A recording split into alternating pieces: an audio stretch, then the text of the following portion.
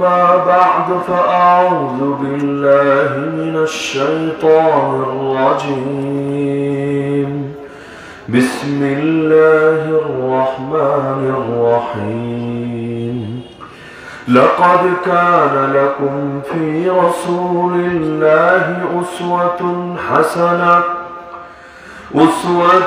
حسنة لمن كان يرجو الله واليوم الآخر وذكر الله كثيرا وقال النبي صلى الله عليه وسلم رسوله النبي الكريم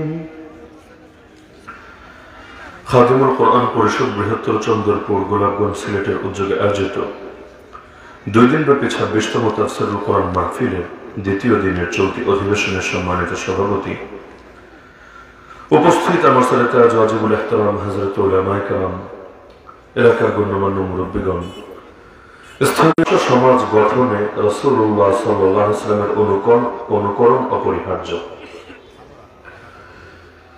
আমরা যারা কালেমা পড়েছি লা ইলাহা ইল্লাল্লাহ মুহাম্মাদুর রাসূলুল্লাহ, এই কালেমার মধ্য দিয়ে একটা স্বীকারোক্তি সকলেই দিয়েছি। লা ইলাহা ইল্লাল্লাহ মানেই হলো হুকুম চলবে আল্লাহ, মুহাম্মাদুর রাসূলুল্লাহ সাল্লাল্লাহু আলাইহি ওয়াসাল্লাম এর মানেই হলো তরিকা চলবে, কর্মপন্থা চলবে, আদর্শ চলবে মুহাম্মাদুর রাসূলুল্লাহ সাল্লাল্লাহু আলাইহি ওয়াসাল্লাম। আল্লাহর হুকুম নবীজির তরিকা, হুকুম দিবেন আল্লাহ, হুকুম আদায়ের পদ্ধতি কি হবে সেটা হাতে কলমে যিনি শিখিয়ে দিবেন তার নাম মুহাম্মাদুর রাসূলুল্লাহ সাল্লাল্লাহু আলাইহি ওয়াসাল্লাম। এজন্য আল্লাহ কোরআনে বলেন ওয়া আনজালনা ইলাইকা যিকরা লিতুবাইয়িনা লিন-নাসি মা নুজিলা ইলাইহিম, আমি আল্লাহ তোমার উপর কোরআন নাযিল করেছি এজন্য যাতে করে যে কোরআন নাযিল করা হয়েছে মানুষের উপরে তুমি এটা সুস্পষ্টভাবে ব্যাখ্যা করে দিতে পারো। তার মানে আল্লাহর রাসূলের ভূমিকাই হলো ব্যাখ্যাকারকের ভূমিকা। আল্লাহ তাআলা যেমন কোরআনে আদেশ দিলেন আকিমুস সালাহ, সালাত যথাযথভাবে আদায় করো, নামাজ কায়েম করো। করবেটা কিভাবে? আল্লাহ রাসূল সাল্লাল্লাহু আলাইহি ওয়াসাল্লাম নিজে উম্মতের সামনে প্র্যাকটিক্যাল ভাবে সেই নামাজের নমুনা দাঁড় করিয়ে স্পষ্ট বলে দিলেন সাল্লু কামা রাআইতুমুনি উসাল্লি, তোমরা আমাকে যেভাবে সালাত আদায় করতে দেখেছো ঠিক সেভাবে সালাত আদায় করো। আল্লাহ কোরআনে হুকুম দিয়ে দিলেন ওয়ালিল্লাহি আলান নাসি হিজ্জুল বাইতি মান ইসতাতাআ ইলাইহি সাবিলা, সামর্থ্যবানদের জন্য বাইতুল্লাহর হজকে ফরজ করা হয়েছে। এখন হজ করবে কিভাবে? কবে আরাফায় যাবে, কবে মিনায় যাবে, কখন মুজদালিফায় যাবে, তাওয়াফ কিভাবে করবে, সাই কিভাবে হবে, ইত্যাদি ইত্যাদি আল্লাহ রাসূল নিজে প্র্যাকটিক্যাল নমুনা সামনে উপস্থাপন করে উম্মতকে বলে দিলেন খুযু আন্নী মানাসিকাকুম, তোমরা আমার থেকে শিখে নাও কিভাবে হজ আদায় করতে হবে। আল্লাহ বলে দিলেন কোরআনের মধ্যে কুতিবা আলাইকুমুস সিয়ামু কামা কুতিবা আলাল্লাযীনা মিন ক্বাবলিকুম, তোমাদের উপর রোজাকে ফরজ করে দেওয়া হয়েছে যেভাবে পূর্ববর্তী জাতিদের উপর রোজাকে ফরজ করে দেওয়া হয়েছিল। এখন রোজা ফরজ করা হয়েছে, কয় দিন, কয়টা, কিভাবে রাখবো, কিভাবে শুরু করব, কিভাবে শেষ করব, সাহরি কখন, ইফতার কখন, কোন কাজ ঘটলে কাজা লাগবে, কোন কাজ ঘটলে কাফারা লাগবে, ইত্যাদি যা কিছু আছে আল্লাহ রাসূল সাল্লাল্লাহু আলাইহি ওয়াসাল্লাম ভেঙে চুরে শিখিয়ে দিলেন উম্মতকে। এভাবে প্রতিটা জিনিস হুকুম দিয়ে দিলেন আল্লাহ, তরিকা শিখিয়ে দিলেন মুহাম্মাদুর রাসূলুল্লাহ সাল্লাল্লাহু আলাইহি ওয়াসাল্লাম। এত নিখুঁতভাবে চিনালেন, এত নিখুঁতভাবে জানালেন, এত সুন্দরভাবে শেখালেন, একেবারে সূক্ষ্ম বিষয়গুলো পর্যন্ত বাকি রাখলেন না। সুনানে তিরমিজিতে হাদিস আছে, সালমান ফারিসি রাদিয়াল্লাহু আনহু বৃদ্ধ সাহাবী, তাকে এসে এক অমুসলিম টিটকারি মেরে বলছে কিরে আল্লামাকুম নবিয়্যুকুম কুল্লা শাই হাত্তাল ফিরাহ, তোদের নবী নাকি তোদেরকে সব শিখিয়ে দিল, কিভাবে বাথরুম করবি এটাও শিখিয়ে দিল। সে বলছে টিটকারি মারার জন্য, কারণ নবী তিনি গুরুত্বপূর্ণ ব্যাপারগুলো নিয়ে আলোচনা করবেন, কিভাবে বাথরুম করবি না করবি এইগুলো নবী মুখে আনবেন, মানে সে বলছে পচানোর জন্য। কিন্তু সালমান রাদিয়াল্লাহু তাআলা আনহু কথার মোড় ঘুরিয়ে দিলেন। তিনি বললেন, আরে আল্লাহ আমাদেরকে এমন একজন নবী দিয়েছেন যেই নবী আমাদেরকে ছোট থেকে বড় প্রতিটা জিনিস নিখুঁত ভাবে শিখিয়েছেন, শোনো নবীজি শিক্ষা। নবীজি বলেছেন যখন আমরা বাথরুম করব, আমরা যাতে কিবলার দিকে বুকও না দেই, পিঠও না দেই। যখন আমরা বাথরুমে যাব, আমরা যাতে 3টা ঢিলাকুলুক ব্যবহার করি। যখন আমরা বাথরুমে যাব, আমরা কাজ শেষ করার পরে গোবর দিয়ে অথবা হাড্ডি দিয়ে যাতে মল পরিষ্কার না করি, আল্লাহ রাসূল শিখিয়েছেন। এখন পাগল উপস্থাপন করেছিল এটাকে পচানোর জন্য, সালমান রাদিয়াল্লাহু আনহু এটাকে উপস্থাপন করলেন ইসলামের পূর্ণাঙ্গতা, ইসলাম যে পরিপূর্ণ প্রতিটা বিষয়ে এর নমুনা হিসাবে, এর আদর্শ হিসাবে। তাহলে একটাবার চিন্তা করেন, যেই আল্লাহ হুকুম দিলেন এবং ইসলামকে পরিপূর্ণ করে দিলেন, এবং যেই রাসূল আল্লাহর পক্ষ থেকে পেয়ে পেয়ে সবকিছুই তার বান্দাদের নিকটে পৌঁছে দিলেন, একটা কিছু গোপন রাখেন নাই।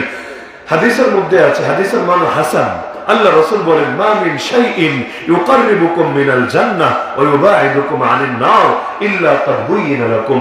এমন একটা জিনিসও নাই যা তোমাদেরকে জান্নাতের নিকটে পৌঁছাবে এবং জাহান্নাম থেকে দূরে রাখবে, কিন্তু সেটা তোমাদেরকে খুলে খুলে বয়ান করে দেওয়া হয় নাই। তার মানে সবই বয়ান করে দিয়েছেন। এজন্য বিদায় হজের ভাষণে 6 লক্ষ সাহাবীর সামনে প্রশ্ন ছুড়েছিলেন, আলা হাল বাল্লাগতুর রিসালাহ ওয়া আদাইতুল আমানাহ ওয়া নাসাহতুল উম্মাহ ওয়া কাশাফতুল গুম্মাহ। শোনো তোমরা, আমি কি রিসালাত পৌঁছে দিয়েছি, আমি কি আমানত যথাযথভাবে আদায় করেছি, আমি কি উম্মতের সঠিক কল্যাণ কামনা করেছি, আমি কি অন্ধকারের পর্দাকে উন্মোচিত করে দিয়েছি? 6 লক্ষ কণ্ঠ একসঙ্গে গর্জে উঠল, অবশ্যই আপনি শতভাগ সফলতার সঙ্গে করেছেন। আল্লাহ রাসূল সঙ্গে সঙ্গে আসমানের দিকে তাকিয়ে বললেন, আল্লাহুম্মা ফাশহাদ, হে আল্লাহ আপনি সাক্ষী থাকেন, আপনার বান্দারাও স্বীকারোক্তি দিয়েছে, আমি কিচ্ছুই আড়াল করি নাই, সবই পৌঁছে দিয়েছে। এজন্য কোরআন মাজিদে 6 নম্বর পারা সূরাতুল মাইদা আয়াত নম্বর 3 আল্লাহ জানিয়ে দিলেন, আল ইয়াউমা আকমালতু লাকুম দীনাকুম, আজ আমি তোমাদের জন্য তোমাদের দ্বীনকে, তোমাদের আদর্শকে, তোমাদের জীবন বিধানকে পরিপূর্ণ করে দিলাম। ওয়া আতমামতু আলাইকুম নি'মাতি, তোমাদের উপর আমার নিয়ামতকে পূর্ণতা দিয়ে দিলাম। ওয়া রাদিতু লাকুমুল ইসলাম দীনা, একমাত্র ইসলামকে তোমাদের জন্য আদর্শ হিসাবে মনোনীত করে দিলাম। এই ভূমিকা থেকে আমি আশা করি কারো আর এই অস্পষ্টতা এবং দ্বিধা থাকার কথা না যে আল্লাহর হুকুম এবং নবীজির তরিকা সেটা শতভাগ পরিপূর্ণ, তাতে ন্যূনতম ঘাটতি নাই, ন্যূনতম ত্রুটি নাই, ন্যূনতম অসম্পূর্ণতা নাই। এমনকি যে ইসলাম কিভাবে বাথরুম করবেন সেটা শেখালো, কিভাবে দাঁত ব্রাশ করবেন সেটা শেখালো, কিভাবে চুল আঁচড়াবেন এটাও শেখালো, কিভাবে কাপড় পরবেন, কিভাবে বিয়ে শাদী করবেন, কিভাবে স্ত্রীর সাথে মিলিত হবেন সব শেখালো, কিভাবে হাঁটবেন, কিভাবে বসবেন, কিভাবে চলবেন, কিভাবে কথা বলবেন, কিভাবে যা কিছু আপনার জীবনে করেন সব বিস্তারিত ভেঙে চলে শেখালো। সেই ইসলাম রাজনীতি শেখাবে না, অর্থনীতি শেখাবে না, বিচারতা শেখাবে না, আইন কানুন শেখাবে না, সভ্যতা শেখাবে না, সংস্কৃতি শেখাবে না, রাষ্ট্র চলতে যা যা লাগে তা শেখাবে না। এটা তো কোনো পাগলেরও কল্পনায় আসার কথা না। কারণ যা সূক্ষ্ম সূক্ষ্ম জিনিসকে বাদ দেয় না, সেটা বড় বড় জিনিসকে বাদ দেওয়ার প্রশ্নই তো আসে না। 1 নম্বর ভূমিকা। 2 নম্বর ভূমিকা হলো নবীজি যে আদর্শ আমাদেরকে দিয়েছেন, এটা কি নিজের থেকে বানিয়ে দিয়েছেন না আল্লাহ থেকে পেয়ে দিয়েছেন?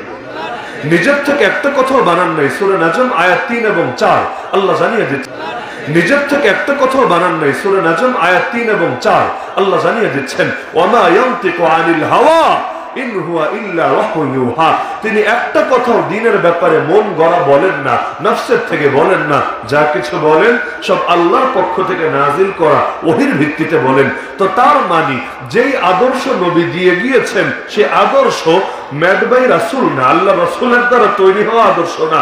সেই আদর্শ মূলত কার দেওয়া আদর্শ? আরে কার দেওয়া আদর্শ? আল্লাহর দেওয়া আদর্শের চাইতে উত্তম আদর্শ পৃথিবীতে কেউ কখনো দিতে পারবে না। আল্লাহর জ্ঞান আর মাখলুকের জ্ঞানের মধ্যে কোনো তুলনা হতেই পারে না। আল্লাহ যে আদর্শ দিয়েছেন তার অসীম জ্ঞানের ভিত্তিতে দিয়েছেন। আর আমেরিকা যে আদর্শ বানিয়েছে, ইউরোপ যে আদর্শ বানিয়েছে, চায়না রাশিয়া যে আদর্শ বানিয়েছে, ইন্ডিয়া যে আদর্শ বানিয়েছে, ওরা ওদের সামান্য জ্ঞানের আলোকে বানিয়েছে। আজকে যেটা বানিয়েছে 2 দিন পর ওর কাছে সেটাকে বেকার মনে হতে পারে। এক এক দেশের সংবিধান পর্যন্ত দেখেন কতবার করে পরিবর্তন করা লাগে। এক স্বাধীন বাংলাদেশের সংবিধানে 17 বার কেন হাত দেওয়া লেগেছে? এজন্যই তো লেগেছে প্রতিবার মনে হয়েছে এর চাইতেও ভালো কিছু হতে পারে, এখানেও গ্যাপ রয়ে গেছে, এখানেও ত্রুটি রয়ে গেছে, কিন্তু 1500 বছর হয়ে গেছে। কোরআনে কয়বার হাত দেওয়া লেগেছে, নবীজির হাদিসে কয়বার হাত দেওয়া লেগেছে, ইসলামের মূল উৎসে কয়বার কতটুকু পরিবর্তন করা লেগেছে। 1500 বছরে লাগে নাই, আগামীতে যদি আরো 1500 বছর আসে তাতেও লাগবে না।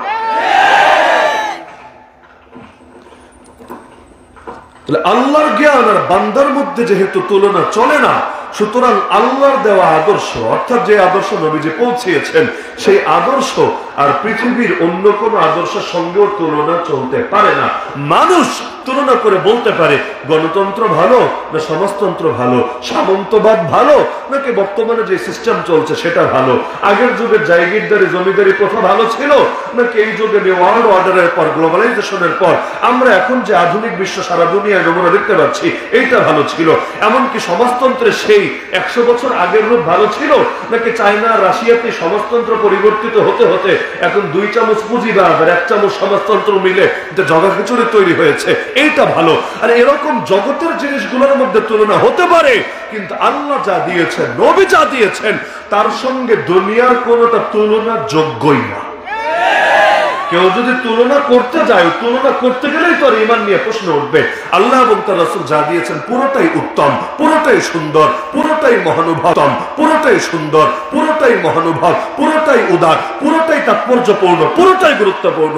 এর একটা অংশ নিয়ে অন্তরে কেউ অ্যালার্জি রাখলেও ঈমান থাকবে না। ইবলিসের পাপ কি ছিল? ইবলিস তো নৈশ ভোটও করে নাই, ইবলিস তো মদের বারে গিয়ে মদও খায় নাই, ডান্সও করে নাই, ইবলিস তো গান বাজনাও করে নাই, ইবলিস দুর্নীতিও করে নাই, দুঃশাসনও করে নাই। কি করেছে? সির্ফ 2টা কাজ। 1 নম্বর কাজ হলো আল্লাহর হুকুম, যেই হুকুম সে সরাসরি পেয়েছে, মানে এটা যে আল্লাহর হুকুম ছিল এ ব্যাপারে তার কোনো দ্বিধা নাই, কোনো সন্দেহ নাই।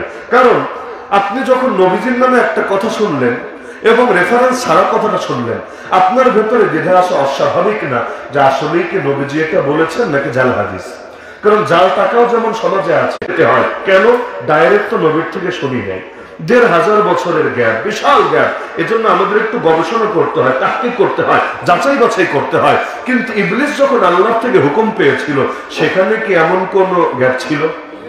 তাহলে সে তো শতভাগ নিশ্চিত এই বিধানটা কার দেওয়া বিধান? আল্লাহর দেওয়া বিধান। বান্দার কাজ কি? বান্দার কাজ বন্দেগি করা, চাকরের কাজ চাকরগিরি করা, গোলামের কাজ গোলামি করা। তাহলে বান্দা তো জিনও বান্দা, ইনসানও বান্দা, কুল কায়নাতে তো বান্দা। তো বান্দার কাজ বন্দেগি করা। আল্লাহ বলেছেন সেজদা দেবে, বাস দিয়ে দিবে। এখন সেজদা দিতে বলার কি অর্থ? বহু ব্যাখ্যা আছে। একটা ব্যাখ্যা তো এটা, উসজুদু লি আদম, মানে হলো আদমকে তোমাদের জন্য কিবলা বানালাম, তোমরা আদমের দিকে ফিরে সেজদা দাও। সেজদা আদমকে না, সেজদা আমাকেই দিবা, তবে ফিরবা আদমের দিকে। কিবলা আল্লাহর হাতে, আল্লাহ যখন যেদিকে ইচ্ছা পরিবর্তন করতে পারেন। আমাদের একসময় কিবলা ছিল মসজিদে আকসা, আজ আমাদের কিবলা হলো কাবাতুল্লাহ। এই যে কিবলা পরিবর্তন হয়েছে, যখন মদিনায় আল্লাহ রাসূল হিজরত করলেন, এরপর 16 অথবা 17 মাস, বুখারীর শব্দ 16 অথবা 17 মাস তিনি মসজিদে আকসার দিকে ফিরে নামাজ পড়লেন। হাফিজ ইবনে হাজার আসকালানী রাহমাতুল্লাহ আলাইহি ব্যাখ্যা করেছেন 16 অথবা 17। এই সন্দেহটা এসেছে এজন্য যে আসলে এটা সন্দেহের বিষয় নয়, বিষয় হলো 16 মাস পুরা আর 17 নম্বর মাসের কিছু দিন, মানে 17 নম্বর মাস পুরা না, ধরলাম 16.5 মাস বা 16.5 মাস বা 17.5 মাস ইত্যাদি।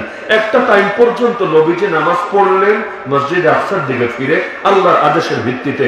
এরপর আল্লাহ বললেন এখন থেকে নামাজ মাস বা 17.5 মাস ইত্যাদি। একটা টাইম পর্যন্ত নবীজি নামাজ পড়লেন মসজিদে আকসার দিকে ফিরে আল্লাহর আদেশের ভিত্তিতে। এরপর আল্লাহ বললেন এখন থেকে নামাজ পড়বা কাবার দিকে ফিরে। যখন আল্লাহ এটা বললেন, এই খবর জানা মাত্র অনেক মানুষ বেঈমান হয়ে গেল। তারা বলল যেই নবীর কিবলা ঠিক নাই ওই নবীর ধর্মের ঠিক নাই। সে আজকে বলে এদিকে ফিরতে, কালকে বলে ওদিকে ফিরতে, তাহলে কোন দিকে ফিরবো না, নবীরই মানবো না। নাউযুবিল্লাহ মিন যালিক। অথচ আল্লাহ কেন কিবলা পরিবর্তন করেছেন? 2 নম্বর পারা করলে প্রথম পৃষ্ঠায় পাবেন, আল্লাহ নিজেই জানিয়েছেন। কিবলা আল্লাহ তাআলা এজন্য দেন না যে আল্লাহর ক্ষমতা একদিকে আছে আর একদিকে নাই। আমরা পশ্চিম দিকে ফিরে নামাজ পড়ি, আমাদের বিবেচনায় পশ্চিম, কিন্তু কাবার ওপারে যারা আছে তারা তো আর পশ্চিমে ফিরবে না, তারা ফিরবে উত্তরে। যারা ওদিকে আছে তারা ফিরবে দক্ষিণে, যারা এই পাশে আছে তারা ফিরবে উত্তরে। তো এই যে কাবার দিকে মানুষ ফিরছে, এটা তো মুসলমানদের ঐক্য ঠিক রাখার জন্য। তা আল্লাহ তাআলা ওই জামানায় কিবলা কেন ঘুরিয়েছিলেন নিজে ব্যাখ্যা দিয়েছেন, সিরেফ এটা পরীক্ষা করার জন্য আসলেই কারা প্রকৃতভাবেই রাসূলকে অনুসরণ করে আর কারা নফসের গোলামি করে। কারণ যে রাসূলের অনুসরণ করে, রাসূল যেটা বলবেন ব্যাস, এরপর আর কোনো দ্বিধাই থাকবে না তার মনে। যেমন আবু বকর সিদ্দিক রাদিয়াল্লাহু আনহু নবী যে মেরাজে গিয়েছেন এটা তিনি ডাইরেক্ট নবীর মুখ থেকে তখনও শোনেন নাই। সকালবেলা এসে কাফেররা বলছে তাকে, কিরে সিদ্দিক, কিরে আবু বকর, কারে বন্ধু মানলা, কারে নবী মানলা? সে দেখি পড়েই পাগল। এই কি বলছিস এটা, ঠিক করে বল। হ্যাঁ, সে দাবি করছে সে রাতের সামান্য অংশে নাকি মসজিদে হারাম থেকে মসজিদ আকসা, সেখান থেকে সিদরাতুল মুনতাহা হয়ে সপ্ত আকাশের ঊর্ধ্বে আবার উম্মে হানির ঘরে, এটা নাকি এক রাতে সামান্য অংশে করেছে। এটা কোনোভাবে পসিবল? আবু বকরকে বলছে। এখন এই জামানায় যারা বিজ্ঞান টিজ্ঞান বেশি গিলে ফেলে, অনেক সময় ইসলামের বহু বিধান নিয়ে এরা এভাবে খটকায় করে যে জান্নাত আছে, জাহান্নাম আছে। তাহলে জান্নাতটা কই আছে? ইয়াজুজ মাজুজ আছে, আল্লাহ তাআলা ওদেরকে আড়াল করে রেখেছেন, জুলকারনাইন প্রাচীর দিয়েছে। এখন তো স্যাটেলাইট আছে, খুঁজে পাই না কেন ইয়াজুজ মাজুজ কই আছে? দাজ্জালও তো আছে। সাহাবী তামিম দারি থেকে হাদিস আছে মুসলিম শরীফে, তিনি দেখেছেন নিজ চোখে দাজ্জালকে, আল্লাহ নবী সত্যায়ন করেছেন। তো দাজ্জাল যদি থাকে খুঁজে পাচ্ছি না কেন? এরকম বহু লোক আছে বিজ্ঞান বেশি কপচাতে কপচাতে কপচাতে পরে এসে ধর্মরে অস্বীকার করতে শুরু করে। নিয়ম হলো ধর্ম দিয়ে বিজ্ঞান মাপবে, কিন্তু পাগলরা বিজ্ঞান দিয়ে ধর্ম মাপে। আরে ধর্মের উৎস হলো আল্লাহ, তার জ্ঞানের সাথে কোনো তুলনায় চলে না। আর বিজ্ঞানের উৎস হলো বিভিন্ন মানুষের জ্ঞান, ধারণা, অভিজ্ঞতা। আরে আজকে যেটা তার কাছে সত্য মনে হচ্ছে, দুদিন পর তার কাছে সেটার উল্টাটা সত্য মনে হতে পারে। কিন্তু আল্লাহ তার জ্ঞান থেকে যা দিয়েছেন সেটা কোশ্চিন কালেও পরিবর্তন হবে না, সেটা শাশ্বত, সেটা অপরিবর্তনীয়। তো কি দিয়া কি মাপো?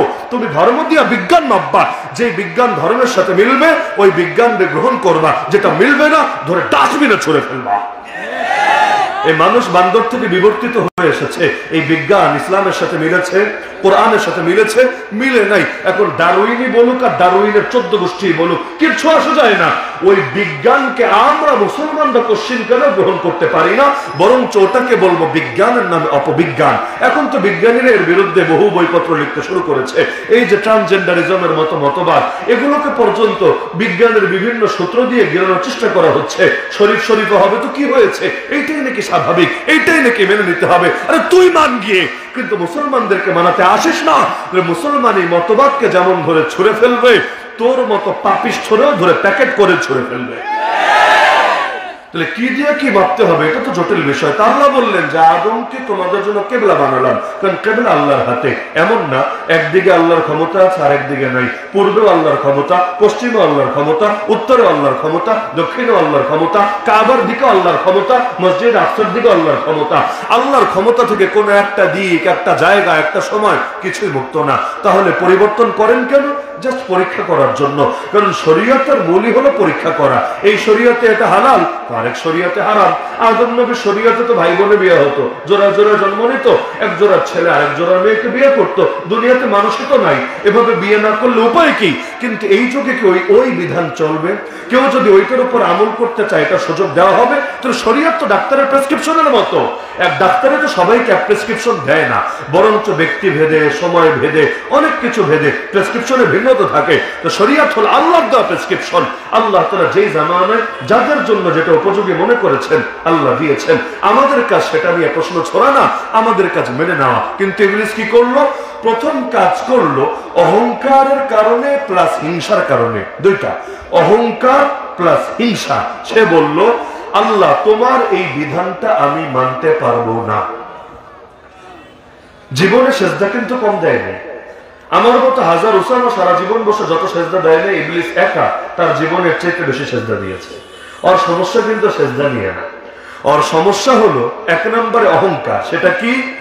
যে আমি আগুনের তৈরি হয়ে এতকাল ইবাদত বন্দেগী করে এই মাত্র তৈরি হয়েছে যে আদম, তার সামনে নত হই কিভাবে?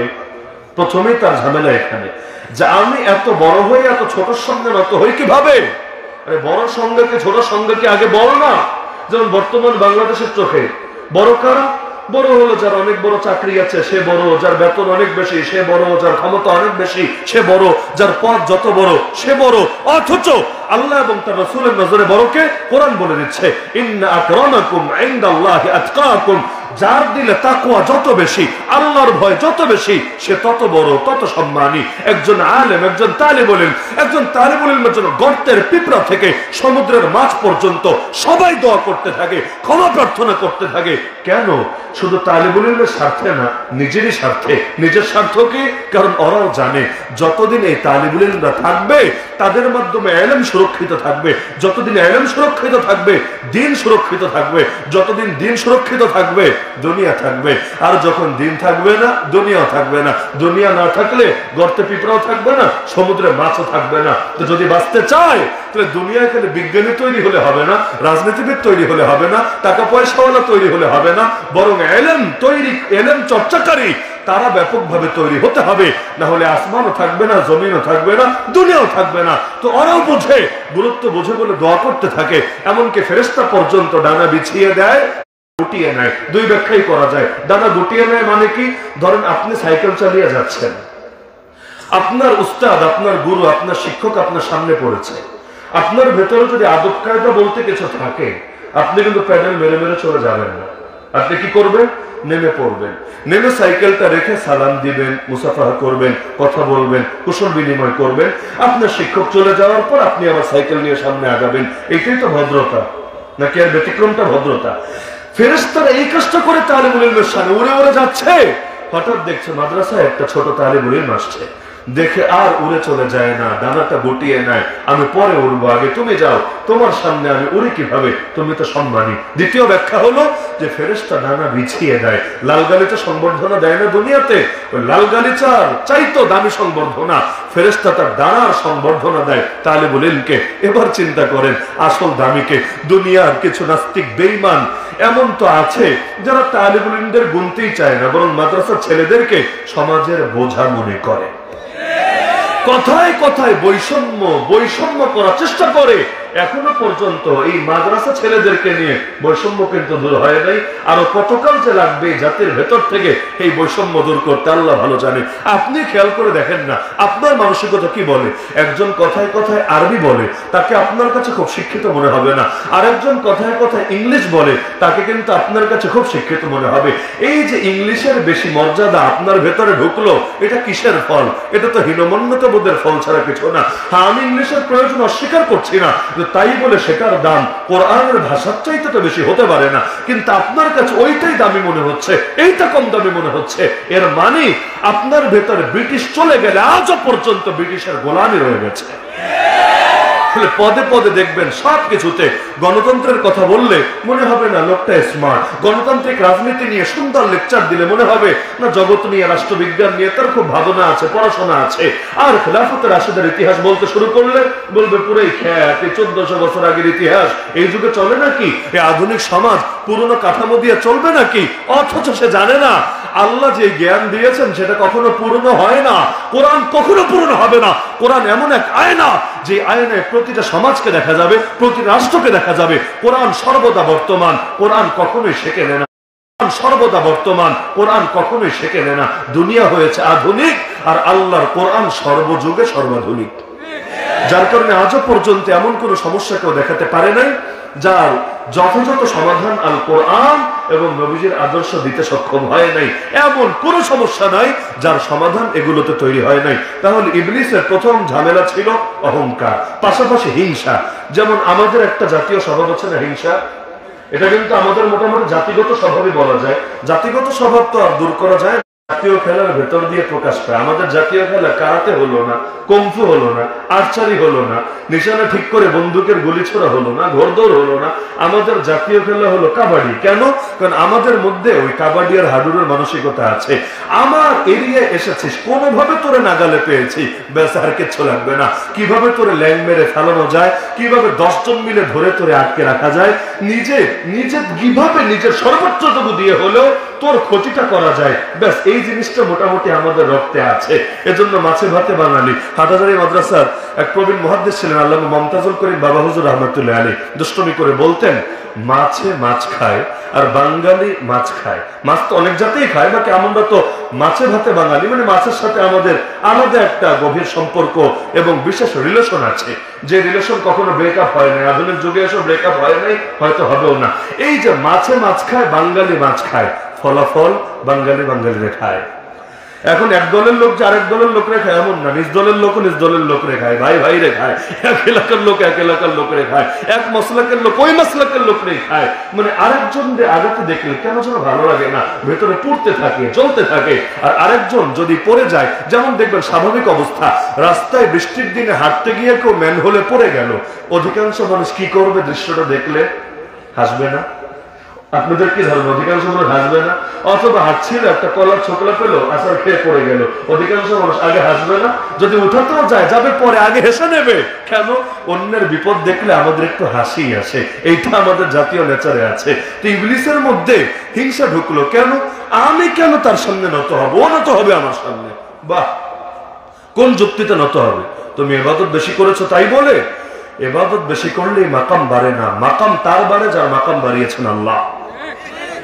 আজকাল সমাজে কেউ কেউ ভাবে যার ইবাদত যত বেশি তার মাকামই মনে হয় তত বেশি। ফাকিহুন ওয়াহিদুন আশাদ্দু আলা শাইতান মিন আলফি আবিদ।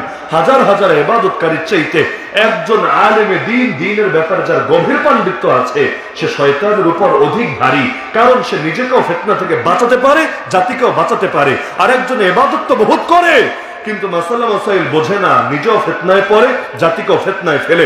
আরে ভাই, নার্স যদি 1000 বছর নার্সিং সেবা দেয়, নার্স নার্সই থাকে, নার্স কিন্তু ডাক্তার হয়ে যায় না। এখন তো এগুলোই হচ্ছে সমাজে। তুমি 1 চিল্লা দিয়েছো, 2 চিল্লা দিয়েছো, 3 চিল্লা দিয়েছো, 100 চিল্লা দিয়েছো, তাতে কি?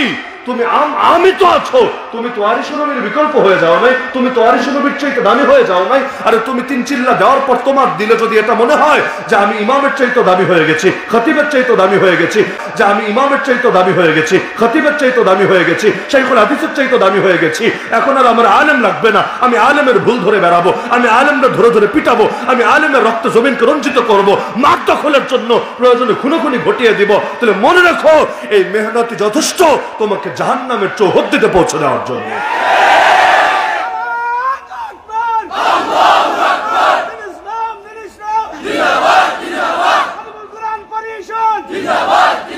এলেম এমন একটা জিনিস যার কোনো বিকল্পই হতে পারে না। তুমি খানকা খুলেছো, বহু বছর ধরে ইবাদত বন্দেগী করেছো, অনেক মুরিদ তৈরি হয়েছে, তাতে কি?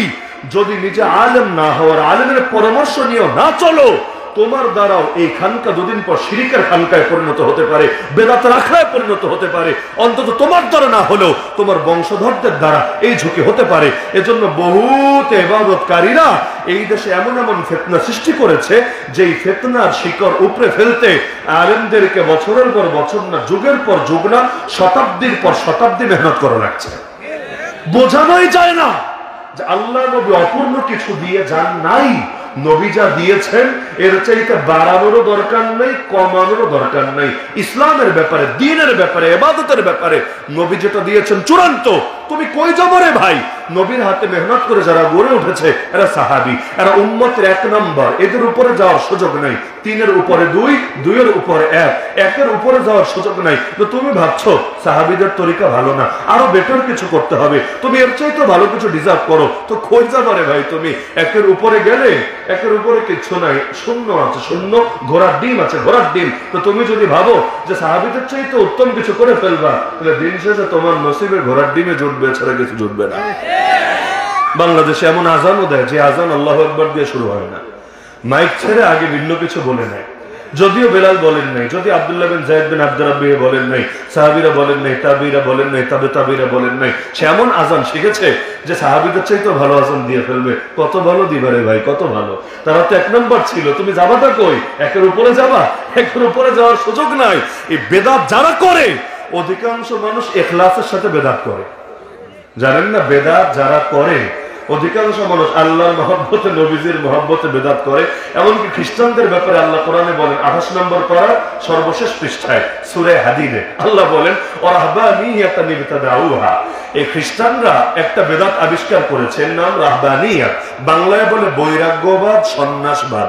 বিয়ে শাদী করবে না, চিরকুমার হয়ে থাকবে, তাহলে ঝায় ঝামেলা থাকবে না, জঙ্গলে গিয়ে ইবাদত বন্দেগী করে করে উল্টে ফেলবে। কারণ বিয়ে করলে তো টেনশন আছে, পেরেশানি আছে। কত সত্য। শাদী করনা শৌক হ্যায়, চন্দ রোজে কা দৌক হ্যায়, ফের গালে মে তৌক হ্যায়, সুরুর শাহরিন গোমো মুদাহরিন। এজন্য বেচারা বিয়ে শাদী করবে না, গিয়ে এভাবে বৈরাগী থেকে সন্ন্যাসী থেকে ইবাদত করে উল্টে ফেলবে। আল্লাহ বলেন এই বিধানটা আমি ওদেরকে দেই নাই, মা কাতাবনাহা আলাইহিম, কিন্তু ওরা বানিয়েছে কেন জানো? ইল্লা ইবতিগা রিজওয়ানিল্লাহ, আল্লাহরে খুশি করার জন্য, আল্লাহ সন্তুষ্টি পাওয়ার জন্য। আল্লাহরে সন্তুষ্টি করার জন্য বিয়া করবে না। বা মানে নিয়াতের পাওয়ারটা কি?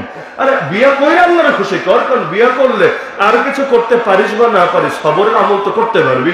কেউ যদি বউয়ের ব্যাপারে সবর করতে পারে, মোটামুটি জামানের ওলি হয়ে যেতে পারবে। কি বিশ্বাস হয় না? বিয়ের পরে যেই পরিমাণ সবর একজনকে করা লাগে, আপনি যত বড় পীর হন, যত বড় মুহতামিম হন, যত বড় প্রেসিডেন্ট হন, যত বড় প্রধানমন্ত্রী হন, একজনের কাছে তো আপনি যেই সেই, আপনি তো আর ভিন্ন কিছু হয়ে যান নাই।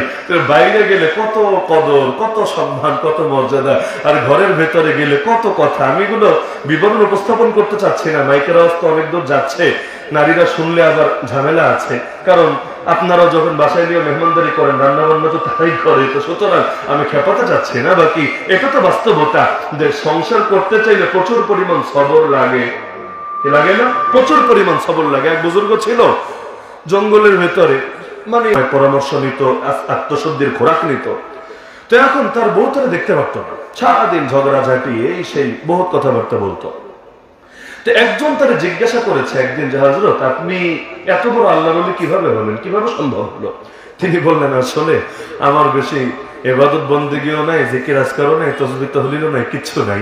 বাকি বিয়ে করার পর থেকে যখন দেখলাম যে আমার বউ এরকম, প্রথম ভেবেছিলাম ছেড়ে দিব, পরে ভাবলাম যাক আমি সবর করি, অন্তত সবরের আমলটা করি, এই ওসিলা যদি আল্লাহ আমারে মাফ করে, দুনিয়ায় তার সব আঘাত সয়ে নিলাম, এই ওসিলা যদি জাহান্নামের আঘাতকে আল্লাহ আমার থেকে সরায় দেয়, এতেই বহুত কিছু হবে। আলহামদুলিল্লাহ, তার আঘাত খেয়ে খেয়ে সবর করে করে আল্লাহ তাআলা আমাকে বড় বুজুর্গি দান করে দিয়েছে।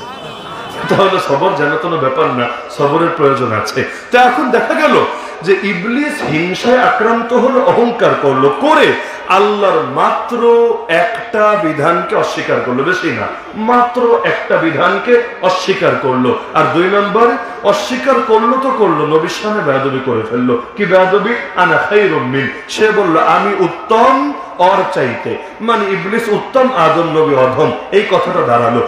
এর ভিত্তিতে আল্লাহ তাআলা ওর আর কোনো কথা শুনলেন না, চির বিতাড়িত করে দিলেন, ওকে মালউন, অভিশপ্ত বলে ঘোষণা দিলেন, ওর দ্বারা জাহান্নাম পরিপূর্ণ করবেন, আল্লাহ এটা জানিয়ে দিলেন। এই ইবলিসের এই সংক্রান্ত যে ঘটনা কোরআনে আছে, এখান থেকে কি এই শিক্ষাটা বের হয় না? 1 নম্বরে আল্লাহর ন্যূনতম কোনো বিধানকে যারা অস্বীকার করে তারা আর মুসলমান থাকে না, তাদের মধ্যে আর ইবলিসের মধ্যে পার্থক্য থাকে না। এখন অস্বীকার করে, এখন আমল করতে না পারে। যেমন আপনার অধিকাংশই হয়তো ফজর নামাজ ঠিক মতো পড়েন না, আমি ধারণা করে বলছি, আমি তো এলাকায় থাকি না, জানি না, আলিমুল গায়ব না। হয়তো অধিকাংশ জন ফজর নামাজ নিয়মিত ঠিকভাবে পড়েন না। এই না পড়াটা হলো আমলের কমতি, আমলের দুর্বলতা। কিন্তু আমার জানা মতে একজনও ফজরের নামাজ যে ফরজ এটা অস্বীকার করেন না। তো অস্বীকার যেহেতু করেন না, বরং স্বীকার করেন, তার মানে আপনি ঈমানদার। আমলে যেহেতু কমতি আছে, আপনি পাপী, আপনি যতদিন পর্যন্ত আল্লাহর কাছে তওবা না করবেন রিস্ক থেকেই যায়। কারণ প্রতিটা কবিরা গুনাহ এক একটা সাপের মতো, এক সাপের কামড়ই যথেষ্ট আপনারে মারার জন্য, 10 সাপের কামড় লাগে না। একইভাবে প্রতিটা কবিরা গুনাহ এমন একটাই যথেষ্ট জাহান্নামে নেওয়ার জন্য, যদি না তওবা করে, যদি না মাফ করে, যদি না নবীর সুপারিশ স্পেশাল ভাবে নসিবে জোটে, ওই একটাই যথেষ্ট জাহান্নামে নেওয়ার জন্য। তাহলে না মানা মানে অস্বীকার করা ভিন্ন জিনিস, আর আমল করতে না পারা ভিন্ন জিনিস। ইবলিস যদি এমন হতো আমল করতে পারে নাই কিন্তু অস্বীকার করে নাই, ওর পরিণতি কিন্তু এটা হতো না, বরঞ্চ অস্বীকার তো করলো, ডাইরেক্ট আল্লাহর সামনে বলল আমি এটা করতে পারবো না, আমি এটা করব না, ডাইরেক্ট জানিয়ে দিল। তা আজকের বাংলাদেশে যারা আমার নবীর আদর্শকে বিভিন্ন ক্ষেত্রে অস্বীকার করে। কিভাবে? যে নবীর আদর্শ মেনে নামাজ পড়বো, নবীর আদর্শ মেনে রোজা রাখবো, নবীর আদর্শ মেনে হজ করব, নবীর আদর্শ মেনে যাকাত দিব, নবীর আদর্শ মেনে বিয়ে করব, নবীর আদর্শ মেনে জানাজা পড়ব, তবে নবীর আদর্শ মেনে রাজনীতি করব না, নবীর আদর্শ মেনে বিচারাচার করব না, নবীর আদর্শ মেনে আইন কানুন প্রণয়ন করব না, নবীর আদর্শ মেনে পার্লামেন্ট পরিচালনা করব না, নবীর আদর্শ মেনে অর্থ ব্যবস্থা পরিচালনা করব না, নবীর আদর্শ মেনে ব্যবসা বাণিজ্য করব না, নবীর আদর্শ মেনে ইত্যাদি ইত্যাদি করব না। তার মধ্যে আর ইবলিসের মধ্যে পার্থক্য থাকে কোথায়? আমি আগেই বলেছি, এখন আমল করতে না পারা, যেমন অতীতে যখন মুসলমানদের শাসন ছিল তখনও দেখা যেত মাঝে মাঝে বিভিন্ন আমলে দুর্বলতা দেখা দিত। রাজনীতি করতে গিয়েও স্বজন প্রীতির কারণে কোথাও ভুল করে ফেলেছে, বিচার করতে গিয়েও টাকা পয়সা খেয়ে কোথাও হয়তো জালিয়াতি করে ফেলেছে, এটা হলো আমলের ঘাটতি। কিন্তু এই যুগে সেটা হচ্ছে না, এই যুগে ডাইরেক্ট অস্বীকার করে বসছে। দেখেন না, সংবিধানে পর্যন্ত লেখা আছে সকল ক্ষমতার মালিককে। সংবিধানে এটা লেখা নেই। কবে দেখেছেন আল্লাহ লেখা? কবে দেখেছেন? ওই সংবিধান আমার দেখান পারলে এটা কবে পড়েছেন? সংবিধানের মধ্যে লেখা আছে সকল ক্ষমতার উৎস জনগণ। লেখা নাই এটা? আরে লেখা নাই। স্বাধীন বাংলাদেশে 90% মুসলমানের বাংলাদেশে স্বাধীনতা 53 বছর পর এসেও ক্ষমতা দিয়ে রাখা হয়েছে না আল্লাহকে, না বরং জনগণকে। ওই জনগণ আবার ভাইবেন না আমি, আপনি, আমরা, কারণ আমরা যা চাই সেটা কিন্তু হয় না। এমনি গণতন্ত্র মানে হলো অধিকাংশ জনগণ যা চাইবে তা হবে, এইটাই যদি গণতন্ত্রের মানে হয়। আর বাংলাদেশে যদি ওই গণতন্ত্রই চলে থাকে, স্বাধীনতার 53 বছর পর বেশ্যাখানা খোলা থাকে কিভাবে? বেশ্যাখানার পক্ষে কে আছে আমাকে বলেন? অধিকাংশ বাদ দিলাম, কম অংশও তো পাবেন না। পুরো বাংলাদেশ তন্ন তন্ন করে খুঁজলে গুটি কয়েক হাউনান্তে টাইপের লোক ছাড়া করে পাবেন না। না হলে বেশ্যাখানা মুসলমান তো মুসলমান, অমুসলিমরাও চায় না, অমুসলিমরাও চায় না। গুটি কয়েক বললাম না, ভাইরাস থাকলে থাকতে পারে, যারা পুরো বাংলাদেশের মোট জনগণের 1%ও না, 1%ও না, তো 99%-এর বেশি বেশ্যাখানা চায় না। বিশ্বাস না হলে গণভোটের আয়োজন করুক। সরকারের যদি আমার এই কথায় দিতে থাকে, গণভোটের আয়োজন করুক। এমনকি যদি ওই ভ্যালট ট্যালট জোগাড় করা ঝামেলা হয়, অন্তত অনলাইনে ভোট দেওয়ার ব্যবস্থা করুক, দেখবেন গণহারে মানুষ এটার বিপক্ষেই ভোট দিবে। তাহলে বিপক্ষে যদি ভোট দেয়, তাহলে এটা খুলে রেখেছে কোন জনগণকে খুশি করার জন্য। ওই জনগণ তো বাংলাদেশের জনগণ না। ওই জনগণ কোন জনগণ, এটা আমার মনে হয় ব্যাখ্যা করে দেওয়া লাগবে না। যেমন কাদিয়ানীদের অমুসলিম ঘোষণা করা হোক, এটা নিয়ে কি আন্দোলন কম হয়েছে? রক্ত কম ঝরেছে? এখনো পর্যন্ত হাজার হাজার, স্বাধীন বাংলার কথা বলছি, মানে নতুন স্বাধীনতার পরও এখনো পর্যন্ত কাদিয়ানীদের দেওয়া মামলা আর হেফাজতের মামলাগুলো কিন্তু এখনো সমাধান হয়নি। এখনো যারা ক্ষমতায় আছে, খুব বড় বড় বুজুর্গরা তো আছে, কিন্তু এই দুইটা জিনিসের দিকে কেন যেন নজর নাই। এটা ভাবার কারণ নাই যে তাদের মনে নাই, তাদের স্মরণে নাই। কারণ হুজুরদেরকে তো ডাকছে, তাদের সাথে বৈঠক করছে, বৈঠকে হুজুররা বারবার ফোকাসে আনছে। আর কত হাজিরা দিলে তোমাদের পেট ভরবে? সকালে সিলেট মাহফিল, রাতে সিলেট মাহফিল, সকালে গিয়ে হাজিরা দিয়ে আসতে হবে, আবার কোর্টে আবার এসে মাহফিল ধরতে হবে। কি তামাশা! এভাবে আর কতকাল ধরে? এমনকি 21-এর মামলা, শুধু এটা না, 13 সালের মামলাও তো এখনো ডিসমিস হয় নাই। আর কত! কিন্তু ওই বলা পর্যন্তই কেন যেন শুনেও শুনতে পায় না। বাকি সবকিছু সমাধান হয়, হুজুরদের ইস্যুগুলার কেন জানি সমাধান হয় না। বিভিন্ন ব্যাপার থাকতে পারে, আমার মন বলে এগুলো হলো হুজুরদের হাতে রাখার একটা অস্ত্র। মানে কি, যে হুজুর ঝামেলা যদি করেন, মামলাগুলো আবার তাজা করে টান দিব, যে কোনো সময় রায় দিয়ে ঢুকাই দিব। রায় হয় নাই, চার্জশিটও দেয় না, রায় দিবে কোথা থেকে? যে প্রয়োজন পড়লে চার্জশিট দিয়ে চার্জ গঠন করে শুনানি তাড়াতাড়ি করে সাক্ষ্য গ্রহণ করে আপনাদেরকে ঢুকাই দিব। চিন্তার কারণ নেই। এগুলো হলো হাতে রাখার মন্ত্র, হাতে রাখার অস্ত্র। তো এই যে গণতন্ত্রের কথাও যদি মানতো, যে সকল ক্ষমতার মালিক জনগণ, ওইটাও যদি মানতো, যদিও শিরকি কথা, তাও ওইটাও যদি মানতো, তাও তো বেশ্যাখানা খোলা থাকার কথা না, সুদভিত্তিক অর্থনীতি পরিচালিত হওয়ার কথা না। কারণ সুদের মধ্যে গরিব মানুষের কোনো কল্যাণ নাই। এই সুদের মধ্যে গরিব মানুষের কল্যাণ আছে? মিডল ক্লাসের কল্যাণ আছে? কারো কল্যাণ নাই। কল্যাণ আছে গুটি কয়েক মহাজনের, পুঁজিপতিদের, রাষ্ট্রের, যারা সব মিলালে 1%ও না। ওই গুটি কয়েক মানুষের কল্যাণ, বাকি সবার ক্ষতি আর ক্ষতি আর ক্ষতি। রাষ্ট্রের অর্থনীতি যদি সুদ থাকে, আল্লাহর নামে কসম করে বলি, যতই বৈষম্য বিরোধী আন্দোলন করেন না কেন, গরিব আর ধনীর বৈষম্য কশ্চিন কালেও কমাতে পারবেন না। সুদ মানেই হলো বড়লোক কুপুজিপতি যেগুলো আছে ওরা আরো বড় হবে, আরো বড় হবে, আর গরিব সে আরো গরিব হতে হতে নুন আনতে গেলে পান্তা ঘোরাবে। এইটাই সুদের মানি। তা আসলেই যদি বৈষম্যের বিরুদ্ধে অবস্থান হয়, এই অর্থনীতিকে সুদমুক্ত করার চেষ্টা করেন। হ্যাঁ, যদিও মানি একদিনেই চাইলে এটা হয়তো সহজ না, মানি এতকালের সিস্টেমকে একদিনে ভেঙে চুরে করাটা সহজ না, কিন্তু শুরু তো করেন। শেষ করতে না পারলেন, শুরু তো করেন।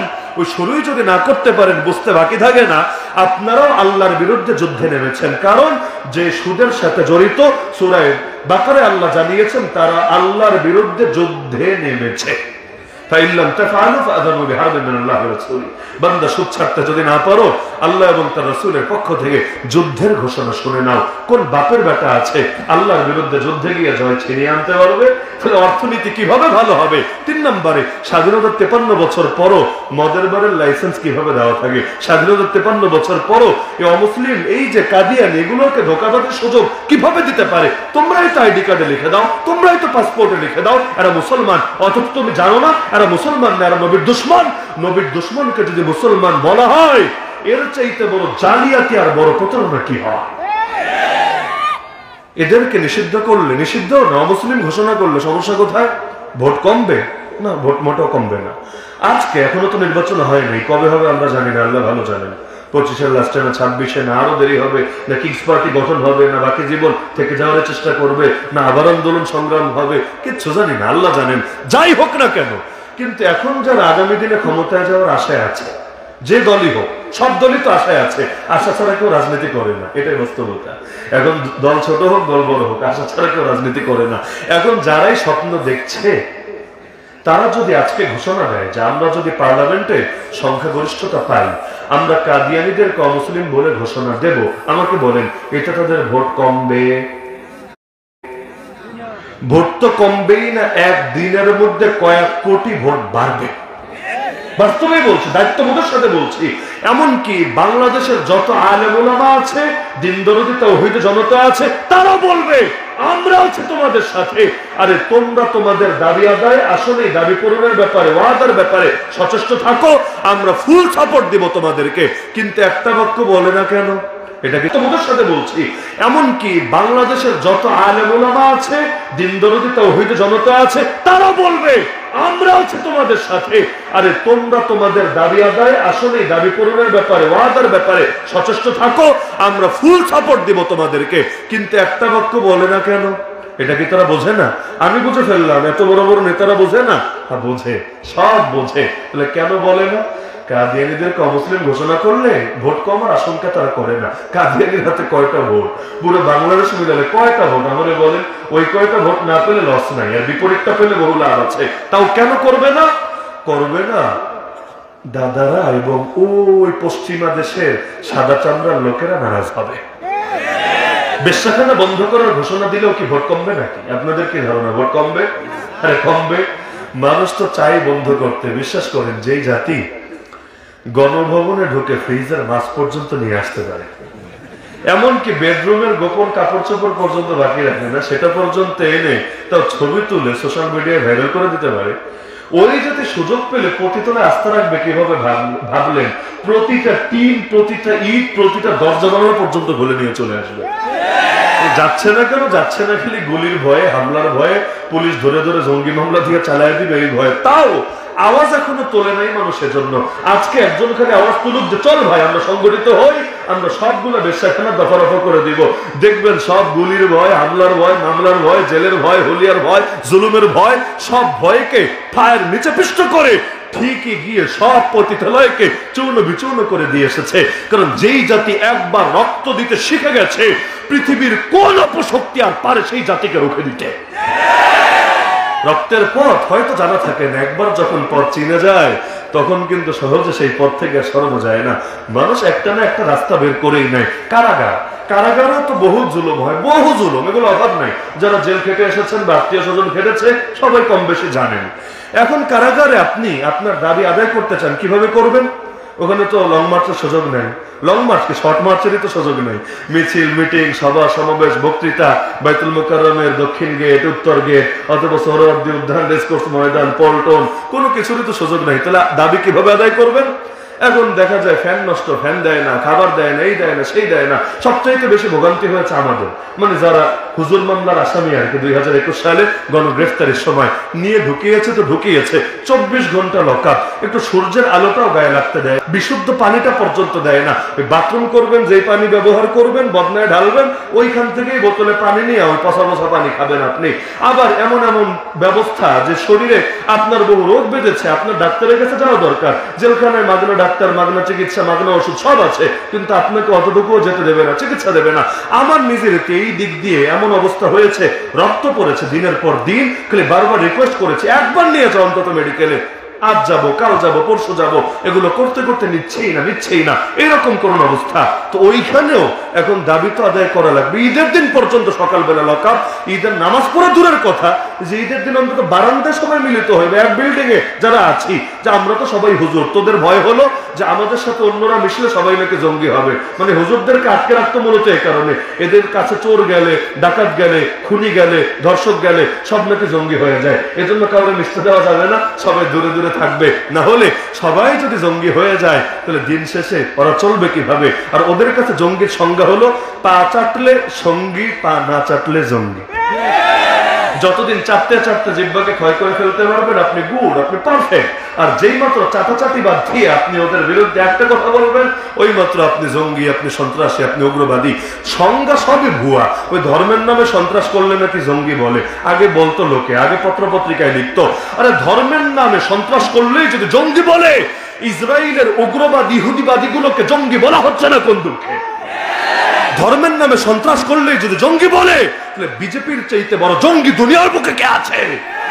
কিন্তু না, এগুলো জঙ্গি বলবে না, ইসকনটা জঙ্গি বলবে না, জায়নিস্টদেরকে জঙ্গি বলবে না, ক্রুসেডারদেরকে জঙ্গি বলবে না। আর আমেরিকা এত খুন করলো, ইরাকে 1 লক্ষের বেশি শিশুকে হত্যা করলো, ওদেরকে কেউ উগ্রবাদী বলবে না। সব গালি আমাদের জন্য বরাদ্দ। রক্ত দেওয়ার ঠিকাদারিও আমাদের, গালি খাওয়ার ঠিকাদারিও আমাদের, শান্ত থাকার ঠিকাদারিও আমাদের। সারা দুনিয়ায় রক্তও দিব আমরা, সারা দুনিয়ায় গালিও খাবো আমরা, আর সারা দুনিয়ায় শান্তও থাকতে হবে আমাদের। আমরা মাজলুমের জন্য একটু দোয়ায় হাত তুলে কাটতেও পারবো না, আমরা তাদের জন্য একটা মিছিলও করতে পারবো না, আমরা তাদের পক্ষে একটা আওয়াজও তুলতে পারবো না। এই যে আরাকান, আরাকান ইতিমধ্যে চলে গেছে প্রায় উগ্র বৌদ্ধবাদী সংগঠন আরাকান আর্মির দখলে।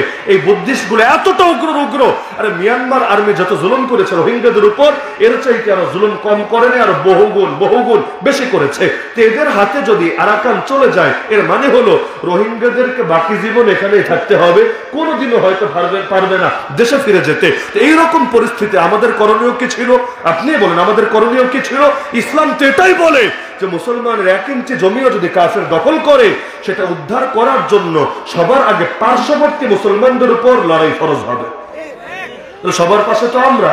হ্যাঁ, এখন বলবেন না হুজুর ঝামেলা যাওয়ার দরকার নেই, 10 লাখ তো আছে, থাক এখানে খাওয়া দাওয়া করুক, আর টাকা পয়সা তো আমেরিকা দেয়, এনজিও গুলো দেয়, বিদেশ থেকে আসে, সমস্যা নেই, থাক না, কি সমস্যা? আরে যদি এমন হতো যে এখানে থেকে খেয়ে যদিও নিজের বাড়িতে নেই, দূরে আছে, ক্যাম্পে আছে, তো ইমানটা নিয়ে বাঁচতে পারতো, ইমানটা নিয়ে মরতে পারতো, তাও এত টেনশন ছিল না। বিশ্বাস করেন, এত টেনশন ছিল না। সবচেয়ে বড় টেনশন হলো প্রতি বছর কয়েক হাজার রোহিঙ্গাকে নতুন করে খ্রিস্টান বানানো হচ্ছে। বিশেষ করে যেই প্রজন্ম এখন পড়ালেখা শুরু করেছে, বাচ্চারা, আপনি যা দেখেন একটা মাদ্রাসা খুলতে পারেন কিনা, কওমি বাদ দেন একটা আলিয়া মাদ্রাসায় খুলতে পারেন কিনা, আপনাকে ঢুকতেই দিবে না। দেখেন তবলিগ জামাত নিয়ে যেতে পারেন কিনা, যেতে দিবে না। দেখেন মাহফিল করতে পারেন কিনা, তাও পারবেন না। আপনার দিক থেকে ন্যূনতম কোনো দিনই মেহনত করার সুযোগ দেওয়া হবে না। কিন্তু এনজিও গুলো, খ্রিস্টান মিশনারি গুলো ঠিকই যাচ্ছে, ওরা সব পরিচালনা করছে। আর নারীদেরকে ধরে এমনি তো বেশিরভাগ অশিক্ষিত, এদেরকে ধরে মডার্ন নারী বানানোর, এদেরকে ধরে বেশ্যা বানানোর চেষ্টা চালাচ্ছে। ইতিমধ্যে কয়েকশো অঘোষিত বেশ্যাখানা তৈরি হয়ে গেছে। অঘোষিত বেশ্যাখানা মানে একেবারে নাম দিয়া বেশ্যাখানা না, কিন্তু এই নারীগুলো যারা ইমানের জন্য দেশ ত্যাগ করতে বাধ্য হয়েছে, হিজরত করেছে, এদের চরিত্র বরবাদ করেছে। আর যে বাচ্চাগুলো পড়ালেখা করছে, ওই পড়ালেখার ভেতর দিয়ে আপনি দেখেন 90% মুসলমানের দেশেই শরীফ থেকে শরীফা টাইপের গল্প ঢুকাতে পারে, 90% মুসলমানের দেশেই কত শিরিক, কত কুফুর, কত নাস্তিকতা ঢুকাতে পারে। আর সেখানে এই জাতি যাদের এমনি পায়ের তলায় মাটি নাই, এদের শিক্ষা সিলেবাসে কি করতে পারে এটা আমার বোঝায় দেওয়ার দরকার নেই, কমন সেন্স থাকলেই বুঝে আসবে। তো কয় বছর রাখবেন? এভাবে এক পর্যায়ে দেখা যাবে এখন থেকে 20 বছর পর, 30 বছর পর, 40 বছর পর এদের অধিকাংশ খ্রিস্টান হয়ে আপনার দুশ্মনে পরিণত হয়েছে। তা আগে তো ঈমান বাঁচাতে হবে, তারপর না খাওয়া পড়ার প্রশ্ন। এই যে জাতির ভূমিটা দখল করে নিয়েছে, দায়িত্ব তো ছিল আমাদের কাঁধে, দায়িত্ব কি পালন করছি? এমনকি পালন বাদ দেন, এই কথাটা যদি এখানে বলি না, আমি তো উদাহরণ হিসেবে বলছি, এই কথাটা নিয়ে আপনি একটু জাতিকে সচেতন করার চেষ্টা করেন, ঐক্যবদ্ধ করার চেষ্টা করেন, সরকারকে প্রেসার দেন যে রোহিঙ্গারাও যদি ফিরে যেতে পারে, ওদের লড়াই প্রয়োজনে ওরাই করুন, 10 লাখ কম না, ওদের লড়াই ওরাই করুন, ওরাই নিজেদের জমি স্বাধীন করুন। পিছন দিক থেকে আপনারা নৈতিক সমর্থন দেন, আপনারা ওদের পাশে থাকার চেষ্টা করেন, এতটুকুই বলে দেখেন না, পাশে তো দাঁড়াবে না, উল্টা আপনারা জঙ্গি বলে নিয়ে জেলে ঢুকাবে। তাহলে এই হলো আমাদের অবস্থা। মাজলুমের জন্য কিচ্ছু করতে পারবো না। এক ফিলিস্তিনের জন্য কথা বলতে গেলে কত রকম বাধা আসে। আরে গত 2 সপ্তাহ আগে বাংলাদেশে এক শুক্রবার, এক জুমার দিনে কয়েক ডজন ইমাম আর খতিব চাকরি হারিয়েছে। বলবেন কেন, কি করেছে? মহা অপরাধ করে ফেলেছে। অপরাধের নাম হলো ইসকনের বিরুদ্ধে বয়ান দিয়ে ফেলেছে। ইসকনের বিরুদ্ধে বয়ান দিলে আগে জানতাম নরেন্দ্র মোদী বেজার হতে পারে, অমিত শাহ বেজার হতে পারে, বেজার হতে পারে, তো মসজিদের কিছু সভাপতিও বেজার হয়, সেক্রেটারিও বেজার হয়। তাহলে বুঝতে কি আর বাকি থাকে যে কোন পর্যন্ত ওদের শাখা প্রশাখা বিস্তৃত হয়ে গিয়েছে। বরবাদ গুলিস্তাকে নিয়ে একই উল্লু কাফি হয়। এখন উল্লু তো প্রত্যেক ডালে ডালে বসে গেছে, এখন কি হবে, কিভাবে বাঁচাবেন জাতিকে, এই হলো হালত। সুতরাং আল্লাহ নবীর পূর্ণাঙ্গ আদর্শের চাইতে উত্তম আদর্শ যেহেতু কোনোটা হতে পারে না, সুতরাং নবীজির আদর্শ থাকতে দ্বিতীয় কোন আদর্শের সামনে নতি স্বীকারের প্রশ্নই আসে না। আমেরিকা কি দিয়েছে, জাতিসংঘ কি বলেছে, কাফের মুশরিকরা কি করেছে, না, এটা আমাদের কাছে অত গুরুত্বপূর্ণ না, যত গুরুত্বপূর্ণ আল্লাহ কি বলেছেন, রাসূল কি পৌঁছিয়েছেন। কারণ আল্লাহ এবং তার রাসূলের চাইতে ভালো কিছু কেউ দিতে পারে নাই, পারছে না, পারবে না, পারা সম্ভব না। সুতরাং আদর্শ সমাজ গঠনে আল্লাহ রাসূলের অনুসরণের, অনুকরণের কোনো বিকল্প হতে পারে। আর শুধু একটা জায়গায় আপনার খটকা লাগতে পারে, সেটা হলো হুজুর নবীজি 1000 বছর আগে, এখন তো আধুনিক রাষ্ট্র, এই আধুনিক রাষ্ট্রে কি ওল্ড মডেল দিয়ে চলবে? হ্যাঁ ভাই, ভুলে গেলে চলবে না, ওল্ড ইজ গোল্ড। কি বলে না, ওল্ড ইজ গোল্ড। ইসলাম বাস্তবে গোল্ড, এটা সিটি গোল্ড না, এটা একদম খাঁটি গোল্ড। এই যুগেও যে ইসলাম মেনে উন্নতি করা সম্ভব, এগুলো আগে আমাদেরকেও যুক্তি দিয়ে দিয়ে বোঝাতে হতো, এখন যুক্তি লাগবে না। আফগানিস্তানের দিকে তাকান, পৃথিবীর আরো যে যে প্রান্তে আলহামদুলিল্লাহ আল্লাহ দিনকে বিজয় করছেন। সিরিয়ায় বিজয় হলো, এবং আল্লাহ চাইলে ফিলিস্তিন একসময় বিজয় হবে, আরো বিভিন্ন জায়গায়, ওই আফ্রিকার বাংলাদেশের মতো অন্তত 10টা দেশ পরিমাণ জায়গায় আফ্রিকা মহাদেশে ইসলাম বিজয় হয়ে আছে। যদিও কালা মানুষ তো এগুলো মিডিয়া কম আসে খবর, কারণ মিডিয়ার হলো সাদা চামড়াদের নিয়ে দরদ বেশি, আর এই কালো কালো মুসলমানদেরকে নিয়ে একদম দরদ কম। প্রতিদিন কি পরিমাণ জুলুম হয় ওগুলো পর্যন্ত খবরে নিয়মিত আসে না। আলহামদুলিল্লাহ অনেক জায়গায় ইসলাম বিজয় হয়েছে, সব না জানেন, অন্তত আফগানেরটা তো সবাই জানেন। আফগানে ইসলাম মেনেই অর্থনীতি সব রাখেন, অর্থনীতি এই পরিমাণ উন্নতি করেছে এই অল্প সময়ে, পশ্চিমা বিশ্ব পর্যন্ত হতবাক হয়ে তাকিয়ে আছে, কিভাবে পসিবল।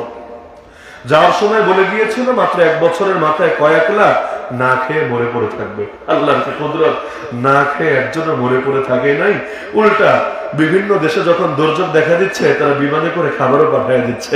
আরে বরকত এটারই বলে, আল্লাহ তাআলা তাদের মুদ্রা ব্যবস্থাকেও এতটা উন্নতি করে দিয়েছেন, এক প্রান্তিকে তো ইউএস ডলারকে পর্যন্ত পিছনে ফেলে এগিয়ে গিয়েছে। এইটাই আল্লাহর বরকত। বরকতের মালিককে, রহমতের মালিককে। আল্লাহকে রাজি করে বান্দা খারাপ থাকবে ভাবো কিভাবে, আর আল্লাহকে নারাজ করে বান্দা ভালো থাকবে এটা চিন্তায় আসে কিভাবে। তাহলে শান্তির মালিক যেহেতু আল্লাহ, সুতরাং আল্লাহকে রাজি করতে হবে, আর আল্লাহকে রাজি করতে চাইলে নবীর তরিকাই ধরা লাগবে। ভিন্ন কোন তরিকায় মুক্তি আসবে না, শান্তি আসবে না, রহমত আসবে না, বরকত আসবে না। তাহলে বাংলার জমিনেও কি আল্লাহ নবীর আদর্শ জিন্দা করা দরকার না? কিছু তো জিন্দা আছে আলহামদুলিল্লাহ, ব্যক্তিগত জীবনে টুকটাক আছে, পরিবারের মধ্যে টুকটাক আছে, কিন্তু পূর্ণাঙ্গ ভাবে নবীর আদর্শ জিন্দা করা দরকার না। কারণ যেখানে আলো নাই সেখানে অন্ধকার আছে। আদর্শের জায়গা কখনো খালি থাকে না। আপনি যদি আমাকে একটা বোতল সামনে এনে দেন যার মধ্যে আধা বোতল পানি, দেখলে মনে হবে বাকি আধা বোতল খালি, আসলে খালি না। পৃথিবীতে কোনো কিছু খালি থাকে না। ওই আধা বোতল অটো বাতাস দিয়ে ভরে গেছে, বলবেন বাতাস তো ভরি নাই, আসলো কিভাবে? কষ্ট করে আনতে হয় না, অটো চলে আসে। গাছের পেছনে কত মেহনত করা লাগে, আগাছার পেছনে কোনো মেহনত লাগে না, এমনি এমনি হতে থাকে।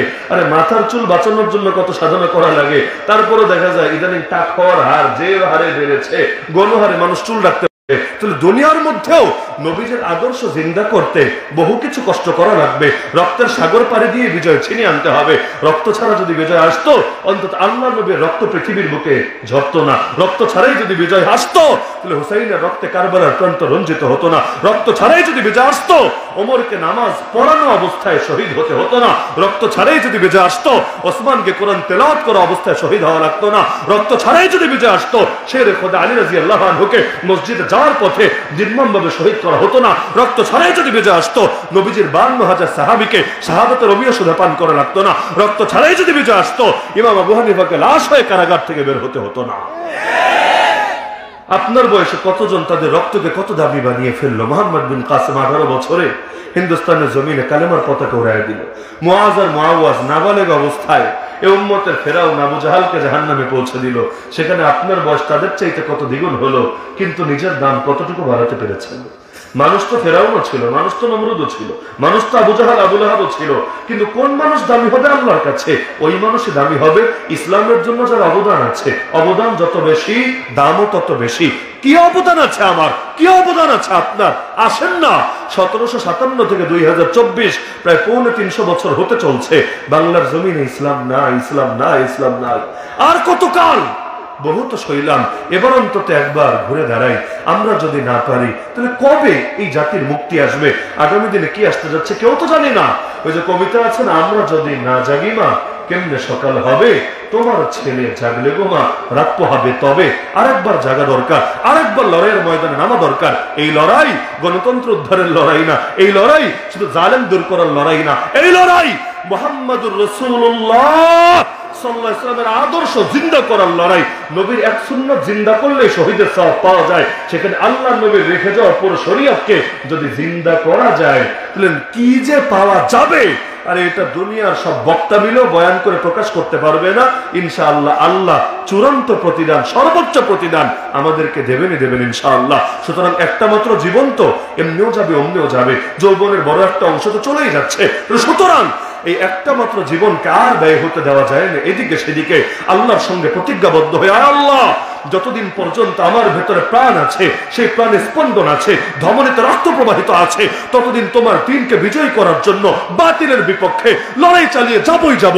এতে যদি আমার বাপের চোখ থেকে পানি ঝরবে, আমার মায়ের কোল খালি হওয়া লাগে, হবে। আমার সন্তানরা এতিম হয়, আরে হবে। আমার স্ত্রীরা বিধবা হওয়ার প্রয়োজন হয়, বিধবা হবে। তো যতদিন আমি জিন্দা আছি, তোমার দিনকে জিন্দা করার জন্য লড়াই চালিয়ে যাব। বাতিলের সঙ্গে মাথা নত করবো না। হাই কল্লা কাটা যেতে পারে বাতিলের হাতে, জিন্দা থাকতে কল্লা নত হতে পারে না একমাত্র তুমি ছাড়া দুনিয়ার অন্য কারো সামনে।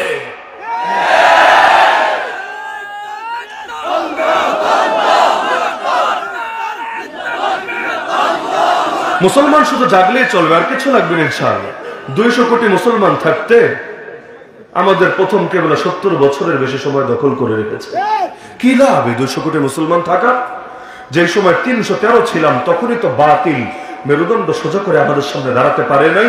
বাতিলের মেরুদণ্ড ভেঙে দেওয়া হয়েছে। এখন তো 313 না, 3013 না, 3,13,000 না, 3 কোটি 13 না। আরে এক দেশে আছে 14 কোটির বেশি, আবার ইন্ডিয়া আছে 20 কোটির বেশি, পাকিস্তানে আছে আরো কত, আফগানে আছে আরো কত, এভাবে হিসাব করতে থাকেন না। আমরা থাকতে, এত মুসলমান থাকতে বাবরি মসজিদ ভেঙে রাম মন্দির বানায় কিভাবে? এত মুসলমান থাকতে জ্ঞানবাপী মসজিদকেও ভাঙার চেষ্টা চালায় কিভাবে? এত মুসলমান থাকতে উত্তরপ্রদেশের শাহী জামে মসজিদকে রক্ষা করার জন্য 3 জন মুসলমানকে নির্মমভাবে পাখির মতো গুলি করে হত্যা করে কিভাবে? আরে এত মুসলমান থাকতে এখনো পর্যন্ত গরু রক্ষার নামে মুসলমানকে ধরে ধরে জবাই করে কিভাবে? এত মুসলমান থাকতে আমাদের 6 বছরের ছোট্ট বোন আফিয়াকে পর্যন্ত, আরে আসিফাকে পর্যন্ত দিনের পর দিন কাশ্মীরের মধ্যে মন্দিরে আটকে রেখে গণধর্ষণ করে করে হত্যা করে কিভাবে? কি লাভ এত মুসলমান থেকে? সুতরাং সংখ্যা যেহেতু আছে, এবার শক্তিকেও জাগাতে হবে। কোয়ান্টিটি হলেই হবে না, কোয়ালিটিও লাগবে। আমরা জাগলে যে কি হয় এটা গোটা বাংলাদেশ দেখেছে আলহামদুলিল্লাহ। 2 কোটি মানুষ নেমেছে, এতেই হেলিকপ্টারে করে পালানো লেগেছে। 14 কোটি যদি নামতে পারে, ইনশাআল্লাহ কাফের মুশরিক নাস্তিক বেঈমানের আদর্শ এভাবে পালাতে বাধ্য হবে।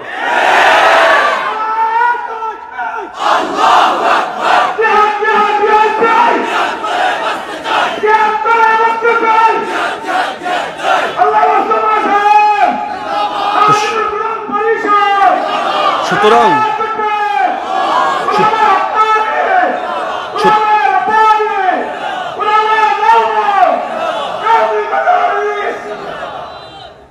সুতরাং যে বিষয় নির্ধারিত ছিল আদর্শ সমাজ গঠনে রাসূলুল্লাহ সাল্লাল্লাহু আলাইহি ওয়াসাল্লামের অনুসরণ অপরিহার্য। আশা করি এই গুরুত্বের দিকটা মোটামুটি স্পষ্ট হয়েছে তো আলহামদুলিল্লাহ। আবার যদি কখনো সুযোগ হয় ইনশাআল্লাহ অন্য কোথাও এই বিষয়ে একটা ধারণা দেওয়ার চেষ্টা করব। গুরুত্ব তো বুঝলেন, কর্মপন্থা তো বোঝা লাগবে। খালি গুরুত্ব বুঝলে তো আর কাজ হয় না, গুরুত্ব বুঝলে দিল তৈরি হয়, কর্মপন্থা জানলে কাজ করা যায়। তো আজকে অন্তত সবাই মাথার মধ্যে গুরুত্বটা বসা, ইনশাআল্লাহ আবার কখনো দেখা হলে কথা হলে কর্মপন্থা কি হওয়া উচিত নবীর আদর্শ জিন্দা করার জন্য এই বিষয়ে ইনশাআল্লাহ বিস্তৃত আলাপ হবে। আল্লাহ তাআলা আমাদের সবাইকে বোঝার তৌফিক দান করুন, আমিন। ওয়া আখিরু